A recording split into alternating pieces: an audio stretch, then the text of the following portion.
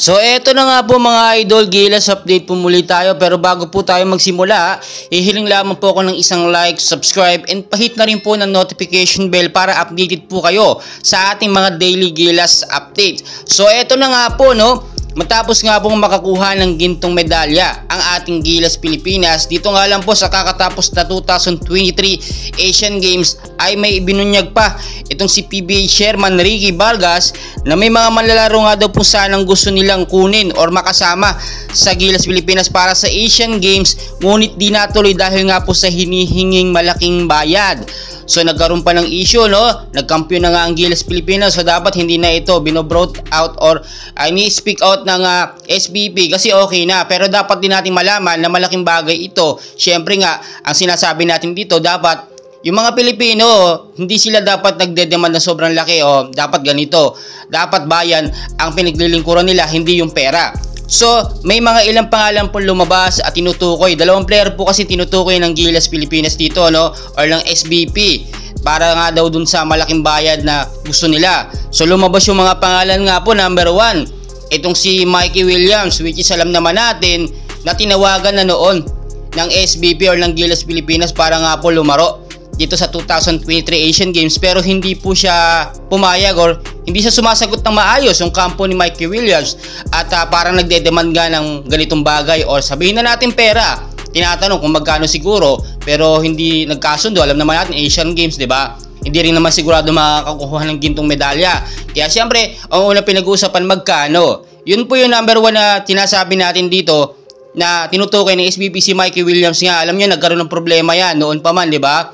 Ilang beses siyang hinihintay. Tapos na ang practice, no? Last practice. Mga tune-up game, hinihintay dumating itong si Mikey Williams ng Gilas Pilipinas pero wala po siya. Ibig sabihin, posibleng siya yung tinutukoy ng SBP doon na isang player nga po, no? Na humihingi ng malaking bayad para makapaglaro sa Asian Games. So yung isang napag-usapan din, ito nga pong si Kai Sotto, no? So anong masasabi po ninyo? Kai Sotto daw ang sinasabi nila ng isang humihingi ng malaking bayad. Well guys, para sabihin ko po sa inyo, magkaiba ang FIBA World Cup sa Asian Games.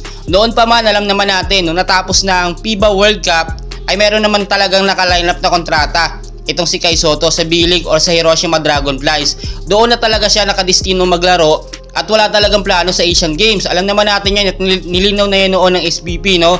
Sinabi nila yung mga young Gilas player natin sa B-League hindi talaga makakasama. So ba't si Kai Sotto sinasabi nila? Hindi lang naman si Kai Sotto ang naglalaro sa B-League, di ba? Andiyan sila Dwight Ramos, andyan sila Kiper Avena. O bakit si Kai Sotto? So malabong si Kai Sotto po yun. Yung isa sa player na sinasabi nila, ito naman daw po si Bobby Ray Parks, no, Junior.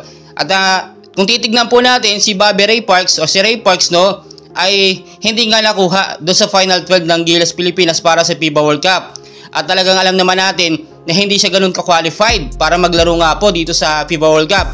So kung titignan natin yung mga pagkakataon sa Asian Games, posible naman kasi nga wala na pong player doon. Pero ayon na rin sa ating mga nakuhang source, wala naman talagang pinapahiwatig na malaking pera or offer ito si Bobby Ray Parks. Dahil siyempre alam niyo naman maraming pera yan. Si Ray Parks talagang hindi yan nagdedemand ng malaking pera. At bukod pa po dyan, alam niyo naman, di ba? Si Ray Parks, okay lang sa kanya makalaro siya kung magkano ang offer na ibigay. So hindi siya nagdedemand ng sobrang laking pera para lang makapaglaro dito nga po sa Asian Games. So yung pang-apat po sinasabi nila pero napakalabo naman eh. Si Jordan Clarkson daw yon, yung isang player na yon na nagdedemand ng malaki dito sa Asian Games. So para sa akin po ang laki na po ng kinita ni Jordan Clarkson dito nga po sa FIBA World Cup. Real talk lang po tayo, napakalaki pong pera ang naibigay sa kanya ng SBP o ng Gilas Pilipinas, which is deserve naman ni Jordan Clarkson kasi syempre PBA, NBA yan eh. NBA caliber yan eh, pangmalakasan talaga eh. Siguro yung sinasabi natin ganun kalaking pera, 1 million yung nakuha niya sa FIBA World Cup, deserve niya po yun. Kasi syempre, nagbigay siya ng time. Kahit sabihin natin half Filipino ito, no? Deserve niya yung million talaga na makuha dahil NBA caliber nga. So malabong si Jordan Clarkson yan, no? Dahil alam naman natin, next season din, nagpe-prepare na yan para sa NBA. So napakalabo po. So ayon na rin sa naging pahayag nga po ng SBP, ay syempre alam nyo, wala naman daw hinihiling dapat na pera or magkanong amount ang mga player na maglalaro sa Asian Games dahil lumalaro nga sila sa bayan. So narito yung ilang pahayag ng SBP kung saan maririnig nating mabuti yung sinabi nga po ng live ng SBP or ni PBA Chairman Ricky Vargas doon nga po.